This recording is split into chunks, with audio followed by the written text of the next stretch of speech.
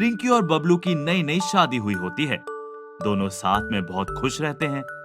रिंकी बहुत ही खूबसूरत होती है, लेकिन बबलू देखने में बहुत ही सिंपल और सीधा साधा होता है। आज शाम हम लोग फिल्म देखने चलेंगे, तुम तैयार रहना। ठीक है, जल्दी आएंगे। शाम को दोनों फिल्म देखने जाते हैं। वहाँ रिंकी की फ्रेंड मीना मिलती है। अरे तुम यहाँ? रिंकी, मैंने सुना है तुमने शादी कर ली। हाँ, हम लोग फिल्म देखने आए हैं। मुझे भी तो अपने हस्बैंड से मिलवाओ। ये है मेरे हस्बैंड बबलू। ये तुम्हारे हस्बैंड है? देखकर लगता नहीं। तुम इतनी सुंदर, और ये क्या मतलब? कुछ नहीं, कुछ नहीं। मैं जीजा जी से मजाक कर रही थी। हाँ अच्छा, कभी घर पर आओ ना। हाँ, चलो मेरा फिल्म स्टार्ट होने वाली है। दोनों वहाँ से जाने लगते हैं। तभी मीना दूसरी लड़की से बोलती है, हाँ, देखो क्या किस्मत है बेचारी की। खुद इतनी सुंदर है, कॉलेज के सारे लड़के इस पे फिदा थे, और इसके पति को देखो। बबलू ये बात सुन लेता है। उसे ये सुनकर बहुत ही बुरा लगता है, लेकिन वो बिना कुछ बोले वहाँ से चला जाता है। दोनों घर आकर सो जाते हैं। अगले दिन जब बबलू सुबह उठकर अपना फेस शीशे में देखता है, तो उसके सर के कुछ बाल झड़े हुए होते हैं। ये क्या? एक तो शक्ल अच्छी नहीं है, ऊपर से बाल भी झड़ने लगे हैं। ऐसा ही चलता रहा तो मैं टकला हो जाऊंगा। बबलू अपने झड़ते बाल से बहुत परेशान रहता था और तरह तरह के तेल और शैम्पू लगाकर अपने झड़ते बाल रोकने की कोशिश करता था। क्या हुआ? आप इतने परेशान क्यों हो? देखो मेरे सारे बाल झड़ रहे हैं। तो क्या हो गया? तुम क्या चाहती हो? तुम्हारे फ्रेंड्स हमेशा मेरा मजाक बनाए? नहीं, ऐसा नहीं है। धीरे धीरे बबलू के सारे बाल झड़ जाते हैं। बबलू को अपने ऊपर बहुत ही शर्मिंदगी होती है। वो अब रिंकी के साथ कभी नहीं जाता था। मुझे ही कुछ करना होगा। एक दिन बबलू अपने गंजेपन से परेशान होकर उदास मन से ऑफिस जा रहा था। तभी रास्ते में उसे एक टोपी दिखी। वो लाल और सफेद रंग की टोपी को देख बबलू को पहनने का मन किया। कितनी सुंदर टोपी है, मैं इसे पहनकर देखता हूँ। बबलू जैसे ही वो टोपी पहनता है, उसके सर पर पूरे घने बाल आ जाते हैं। उसका रंग भी साफ हो जाता है और बहुत हैंडसम लगने लगता है। उसके बाल ऐसे लगते हैं जैसे वो उसके अपने बाल हों। बबलू इस बात से अनजान टोपी पहनकर चलने लगता है। आगे जाते ही उसकी नजर सामने पड़े शीशे पर पड़ती है। ये क्या? मैंने तो टोपी लगाई थी, मेरे सर पर बाल कैसे आ गए? बबलू अपने बाल को छू कर देखता है। ये बिल्कुल उसके अपने असली बाल जैसे लगते हैं। वो खुशी से पागल हो जाता है और खुशी से उछलते हुए घर आ जाता है। रिंकी आश्चर्य से बबलू के सर के बाल देखती है। ये क्या? आपके सर पर बाल, वो भी इतने सुंदर? ये चमत्कार कैसे हुआ? क्यों, मैं लग रहा हूँ ना हीरो? हाँ, लेकिन ये बाल आए कैसे? बबलू रिंकी को सारा किस्सा बताता है। दोनों बहुत खुश होते हैं। अब बबलू को रिंकी के साथ चलने में बिल्कुल शर्म नहीं आती है और दोनों साथ में खूब घूमने जाते हैं। एक बार रिंकी और बबलू शॉपिंग जाते हैं, तब उन्हें मीना मिलती है। अरे रिंकी, तुम कैसी हो और तुम्हारे हस्बैंड कैसे हैं? बिल्कुल अच्छे हैं। वाह, तुम्हारे हस्बैंड तो एकदम स्मार्ट लग रहे हैं। तुम दोनों की जोड़ी जच रही है। Thank you. मीना रिंकी और उसके हस्बैंड की हर जगह तारीफ करती है।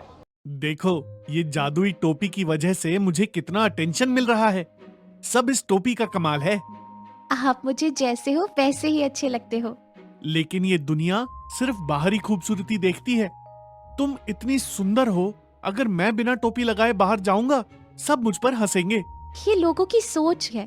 ये जादुई टोपी सिर्फ आपकी ऊपरी खूबसूरती को बनाए रखती है। ठीक है, मैं ये जादुई टोपी तभी पहनूंगा जब मैं बाहर जाऊंगा। जब मैं तुम्हारे साथ रहूंगा तो मैं जैसा हूँ वैसा ही रहूंगा। हाँ, ये ठीक है। बबलू बहुत खुश होता है। सब लोग उसकी तारीफ करने लगते हैं। रामलाल दूध बेचता था और उसके पास 2 गाय थी। का नाम सा और दूसरे का नाम फुल्लो। दोनों गाय से इतना दूध हो जाता था कि रामलाल का जीवन अच्छे से कट सके। हंसा और फुल्लो भी खुशी खुशी रहती थी। हंसा और फुल्लो दोनों माँ बनने वाली थी। रामलाल इस बात से बहुत खुश है। अभी मेरे पास 2 गाय हैं। ये 2 गाय को जन्म देगी, फिर मेरे पास 4 गाय हो जाएंगी। मैं फिर उनका दूध बेचूंगा। धीरे धीरे मैं दूध का कारखाना खोल लूंगा। फिर इस गांव का सबसे अमीर आदमी बन जाऊंगा। जब मेरा बच्चा इस दुनिया में आ जाएगा तब मैं उसे अपने साथ ही रखूंगी और सब साथ में मजे से हरे हरे घास खाने जाएंगे। हाँ हाँ, क्यों नहीं, हम दोनों का बच्चा साथ में ही खेलेगा और साथ में ही घास खाने जाएगा। ठीक कहा बहन तुमने। अगले ही दिन रामलाल दोनों गाय को घास चरने के लिए पास के जंगल में लेकर गया। दोनों गाय हरी हरी घास को देखकर बहुत ही खुश थी और पेट भरकर घास खा रही थी। थोड़ी ही देर बाद हंसा देखती है फुल्लो घास नहीं खा रही है। फुल्लो, तुम घास क्यों नहीं खा रही हो? आज इतनी अच्छी और हरी घास है। क्या बताऊं हंसा, मेरे पेट में दर्द हो रहा है। तुम यहीं बैठ जाओ, थोड़ा आराम कर लो। हाँ, तुम तब तक घास खा लो। जब 1 घंटे बाद घास खाकर वापस आती है तब वहाँ फुल्लो अकेले नहीं थी, उसके साथ उसका छोटा सा बेटा भी था। हंसा ये देखकर बहुत खुश होती है। हंसा बच्चे के माथे पर चूम लेती है। बहुत बहुत बधाई हो फुल्लो, बहुत ही प्यारा बच्चा है। दोनों बच्चे को प्यार से देख ही रही थी। बच्चा भी अपनी मम्मी और मौसी के साथ लिपट रहा था। तब तक रामलाल भी आ जाता है। रामलाल बच्चे को देखकर सोचता है, अरे वाह, एक और गाय आ गई। रामलाल को आता देख दोनों गाय बहुत खुश हो रही थी। रामलाल जब हंसा और फुल्लों के पास जाकर देखता है, रामलाल गुस्से से, ये क्या है? ये तो बछड़ा है, ये मेरे कोई काम का नहीं है, ये तो दूध भी नहीं देगा। ये सुनते ही फुल्लों और हंसा का चेहरा उतर गया। फुल्लों अपने बच्चे को अपने नीचे छुपा ली। ये क्या बोल रहे हैं? आज तक तुम हम लोगों का दूध निकाल कर पिए हो, इससे ही तुम्हारा घर चलता है। तुम हमें सिर्फ इसलिए रखे हो क्या क्योंकि हम तुम्हें दूध देते हैं? मेरे वजह से ही तुम लोग खा पी कर इतनी मोटी हो गई हो।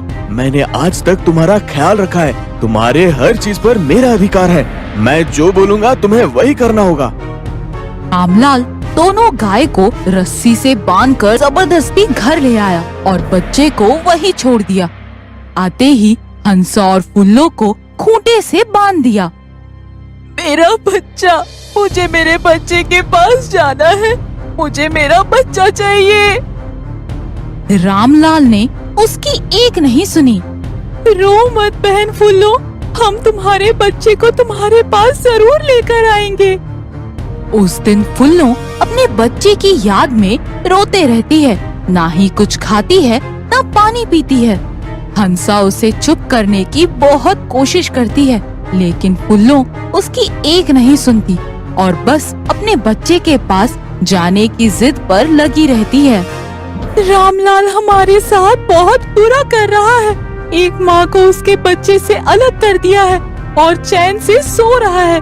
इसे मजा चखाना होगा। फुल्लो सुनो। अगली सुबह फुल्लो बिल्कुल बीमार पड़ी होती है। उसने ना रात से कुछ खाया होता है, ना ही पानी पिया होता है। देखो रामलाल, फुल्लो की बहुत तबीयत खराब है। उसने कल से कुछ खाया पिया नहीं है और उसे बुखार भी है। इसे जल्दी डॉक्टर के पास लेकर जाना होगा, वरना ये मर जाएगी। अगर ये भी मर गई तो मेरा सारा धंधा चौपट हो जाएगा। रामलाल फुल्लो को लेकर हॉस्पिटल जाने लगता है। हंसा फुल्लो को जाते देख आंख मारती है। आधे रास्ते में जाने के बाद फुल्लो गिर जाती है और रामलाल से पानी मांगने लगती है। रामलाल फुल्लो को वहीं छोड़कर पानी लाने चला जाता है। रामलाल जब वापस आता है तब फुल्लो वहाँ नहीं होती है। ये कहाँ चली गई? फुल्लो अपने बच्चे के पास जाती है। बच्चा अपनी माँ को देखकर बहुत खुश होता है और फुल्लो बच्चे को अपना दूध पिलाने लगती है। रामलाल को जब फुल्लो नहीं मिलती है तब वो समझ जाता है कि ये फुल्लो की चाल थी और वो वापस घर आ जाता है। तुमने ही फुल्लो को भागने में उसकी मदद की है। जब तक फुल्लो वापस नहीं आ जाती तुम्हें भी खाना नहीं मिलेगा। इधर फुल्लो अपने बच्चे के साथ, बेटा हमें हंसा मासी को भी उस रामलाल के घर से लेकर आना होगा। उस दिन रात में फुल्लो और उसका बेटा जाकर हंसा की रस्सी खोल देते हैं और हंसा को अपने साथ चलने बोलते हैं। हंसा भी उनके साथ चली जाती है। अगली सुबह रामलाल को हंसा भी दिखाई नहीं देती। तब रामलाल अपना माथा पकड़कर रोने लगता है। हंसा को भी एक छोटी बेटी होती है। सब साथ में प्यार से रहते हैं।